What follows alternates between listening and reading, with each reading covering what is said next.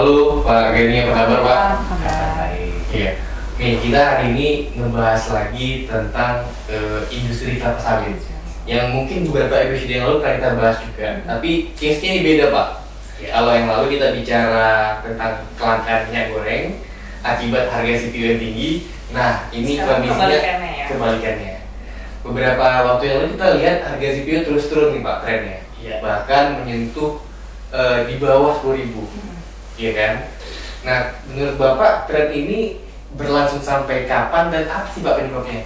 Oke, terima kasih. Jadi yang namanya harga komoditi ya seperti itu. Sifat komoditi itu volatile. Kenapa? Karena komoditi itu ada perdagangan spot, ada perdagangan berjangka, sehingga komoditas, apakah itu komoditas pangan, komoditas tambang, itu menjadi instrumen dari spekulasi.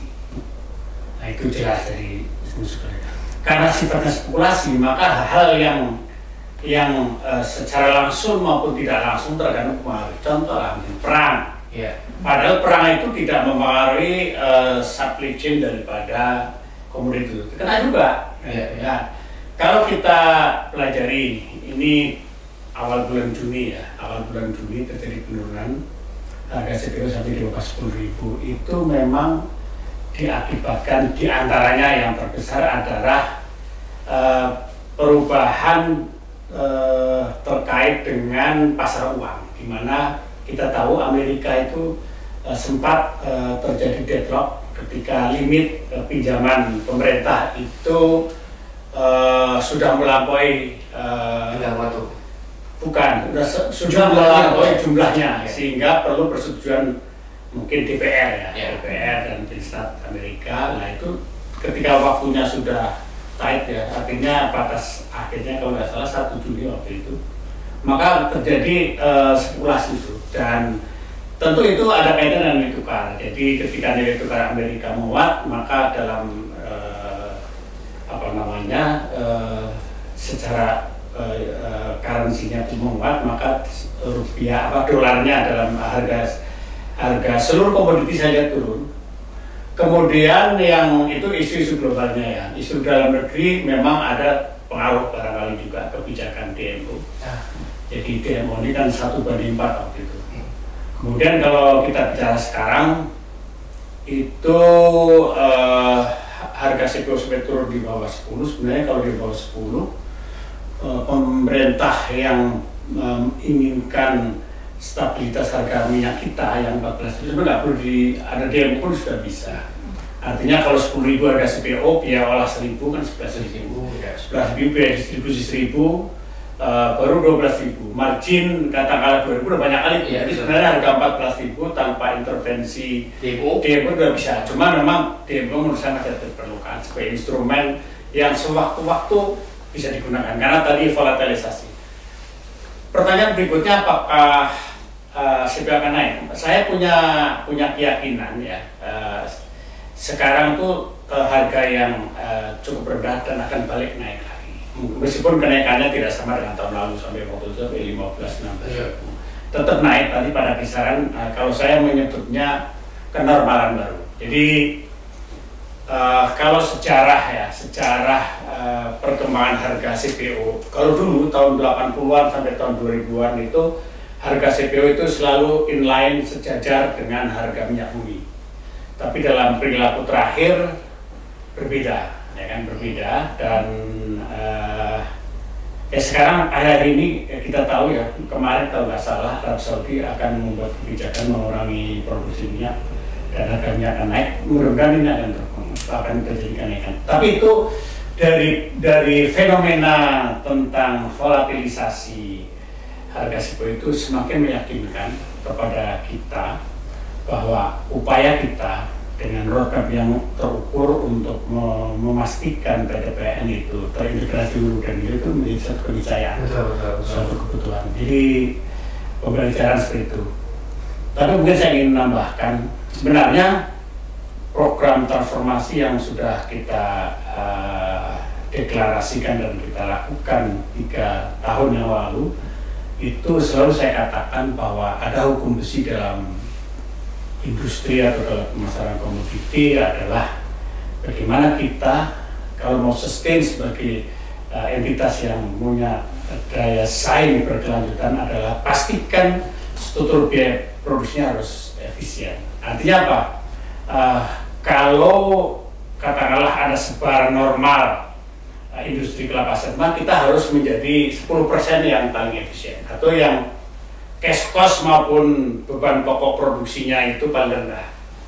Dengan demikian, kalau kan akan terjadi nanti seleksi alam, maka perusahaan yang tidak efisien maka dia akan terjadi margin negatif. Ketika margin negatif mungkin nggak dipupuk, ketika dipupuk atau tidak dirawat dengan baik kelapa sawitnya maka turun produktivitasnya, maka supply-nya akan berkurang, supply-nya berkurang, demand tetap, maka terjadi keseimbangan. Selalu itulah kehidupan atau dinamika dari komoditi.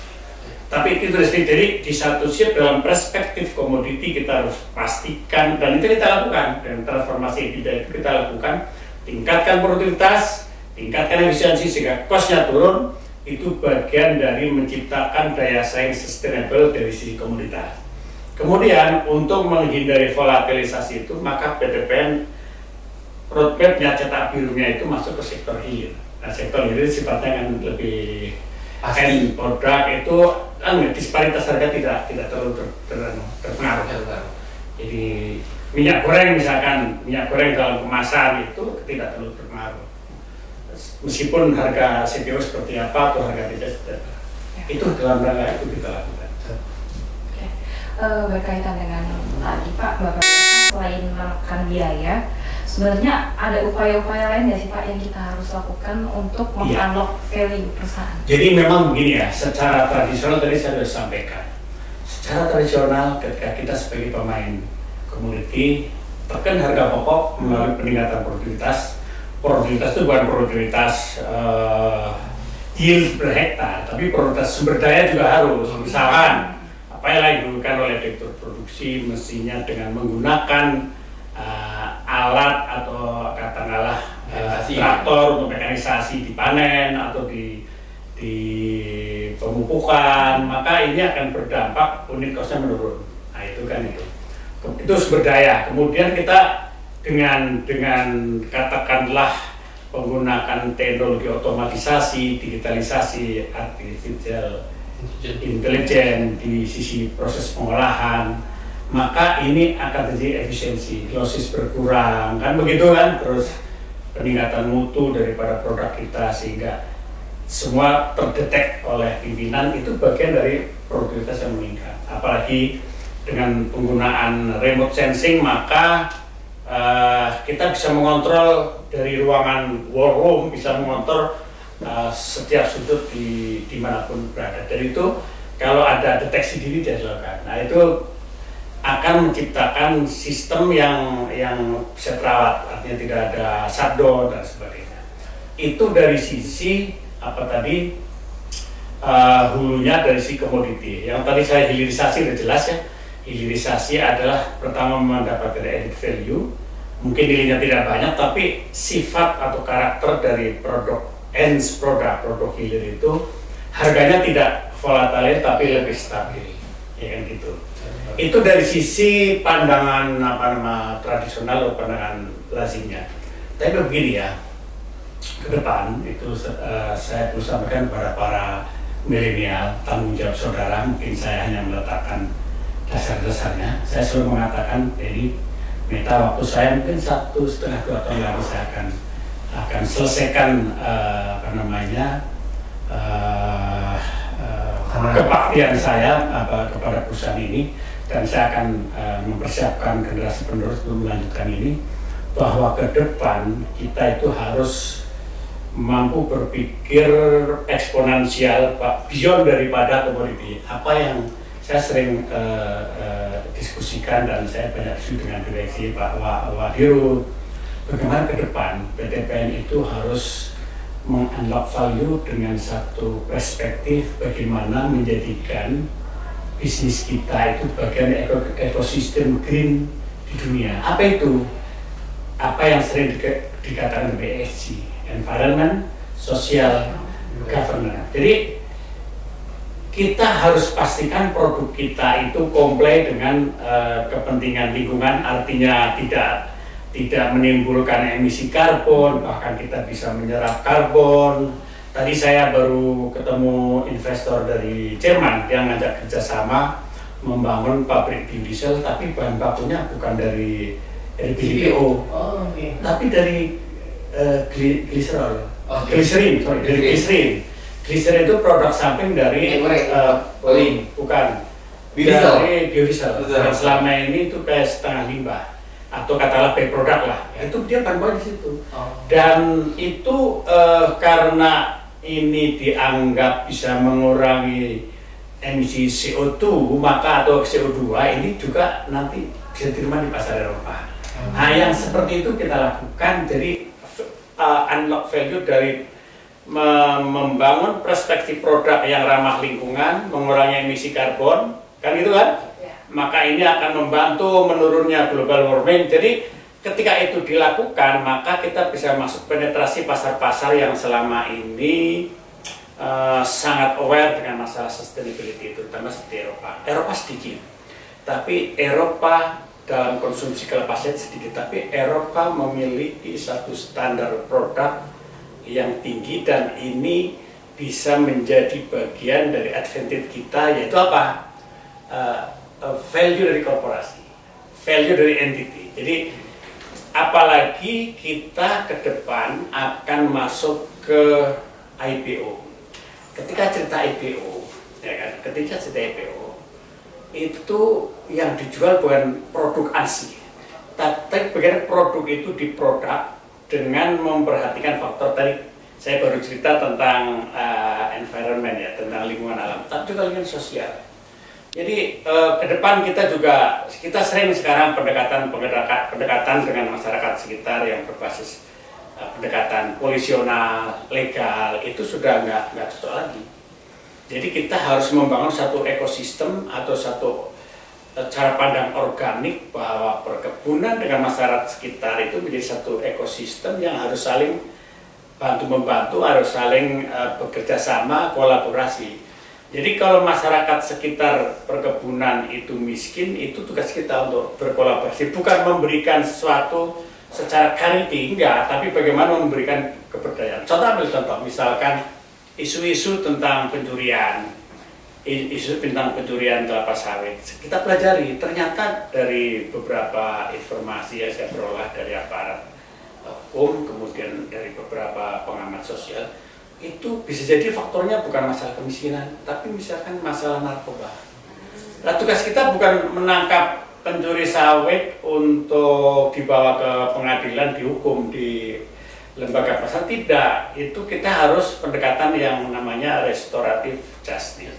Mungkin ke depan kita perlu libatkan masyarakat. Ayo deh, kita sama-sama bagaimana para pencuri itu yang mereka kejebak mencuri karena ketagihan narkoba, kita sembuhkan bersama masyarakat. Itu pendekatan kita seperti itu.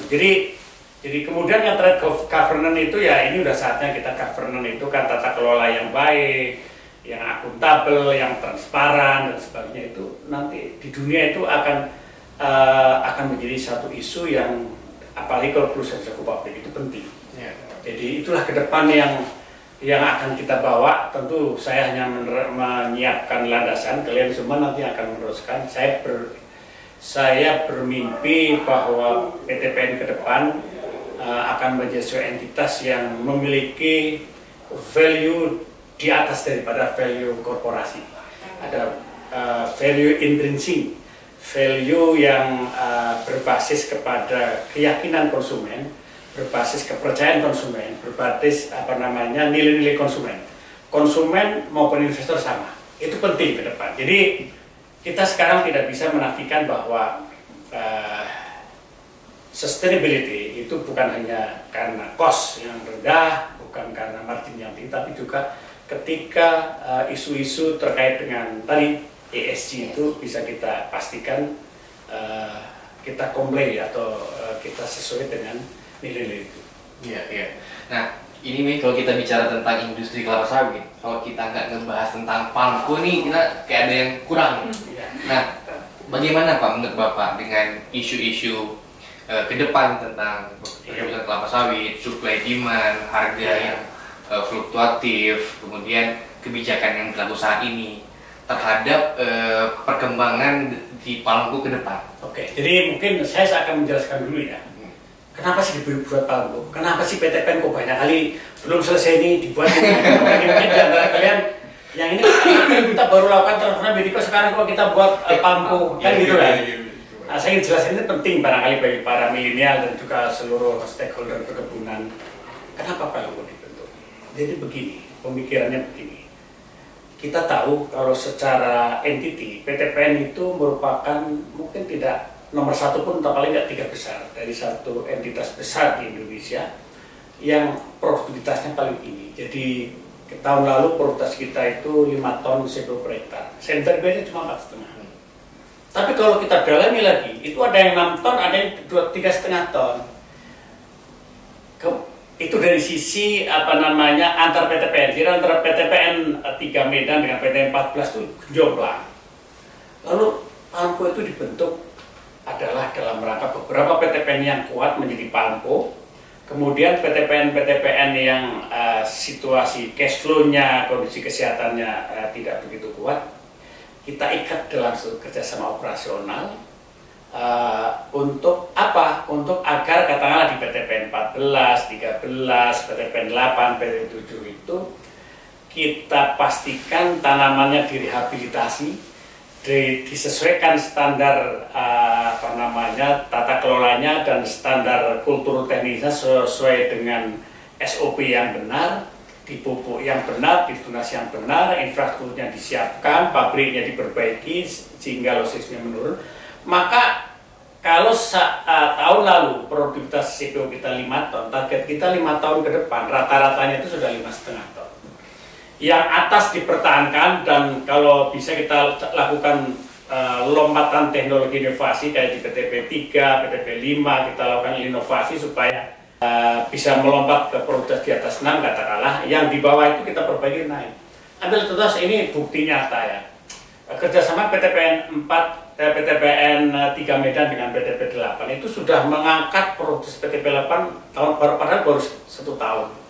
Kemudian saya tadi pagi baru melakukan apa namanya, saya menghubungi salah satu manajer di kebun kopi di Jawa Timur, Jember sana. Itu hasil dari kolaborasi antara PTP 5 dengan PTP 12 itu tahun ini produktivitas naik 30%. Dari 300 ke 400 lebih. Jadi apa? Dari situ aja dia sudah melewati apa break even point yang 400 tahun lalu rugi, tahun ini tuh. Inilah kolaborasi. Jadi Palangku dibentuk untuk memastikan seluruh aset sawit kita dikelola dengan standar SOP yang tinggi sehingga potensi produksi naik. Lalu yang berikutnya adalah kita ingin memperluas tanaman kelapa sawit yang tadinya beberapa PTPN itu ada land bank kayak PTPN 13, 14 cukup banyak land bank. Kita tanam kelapa sawit sehingga nantinya 5 tahun ke depan yang sekarang hanya 600.000 bisa 650.000 dan kita akan menjadi terluas di dunia. Tentu 10 tahun lagi mungkin sampai 700.000. Coba bayangin kalau 700.000 produksi kita 3,5 ton, itu kan sudah ya hampir 4 juta ton. Kalau 4 juta ton hampir 10% atau 8% produksi nasional kita bisa kuasai. Jadi itu kenapa Palangku dibentuk.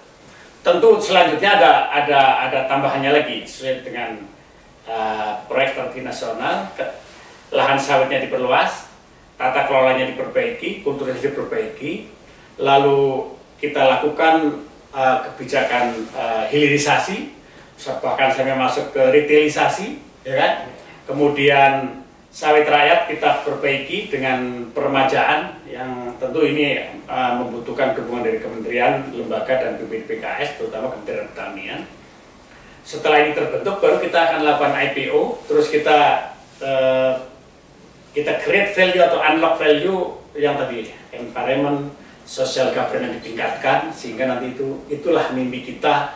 Nanti kalau cerita kelapa sawit, kalau apa namanya katakanlah benchmark kelapa sawit ya PTPN. Saya ingin mengembalikan seperti tahun 80-an. Jadi tahun 80-an Meta Denny tahun 80-an kalau orang pelajaran sawit PTPN. PTPN ya Pak. Nah sekarang kita lalai itu. Jadi saya yakin SDM kalian semua sanggup itu. Kami yang meletakkan landasannya dengan terus tentu kami menyiapkan juga penguatan culture-nya, pendidikan, kapabilitas. Jadi itu mimpi tentang Palmco. Jadi Palmco akan kalau itu terwujud nanti maka too big to fail lah. Istilahnya ketika landasannya kuat, struktur cost-nya efisien, kemudian hilirisasinya kuat, menguasai pasar, kemudian ada value dari sahamnya meningkat, maka PTPN khususnya Palmco too big to fail. Artinya apapun kayak kapal induk goyangannya pun insya Allah itu tidak seperti masa lalu yang goyang sedikit sudah kalah kabut. Karena itu sudah kami letakkan momentum harga jual kelapa sawit yang bagus 2 tahun terakhir itu kami gunakan untuk memperkuat aset, bahkan kita melakukan impairment atau mengkoreksi dari aset yang kurang bagus hampir 2 triliun, sehingga secara aset kita itu nilainya turun, tapi sebenarnya itu yang menormalkan value-nya. Jadi itu yang sudah kita lakukan.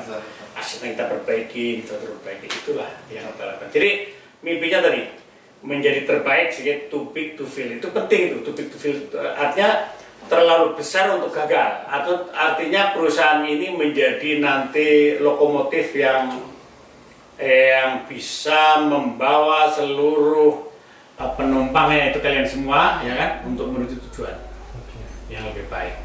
Itu yang kita siapkan. Nah, dari jelasan Pak Dirut tadi tentang Palmco, ada hal yang menarik nih. Jadi tujuan itu nggak hanya untuk ke PTPN-nya aja, tetapi juga ada national interest di situ. Gitu Pak ya? Iya.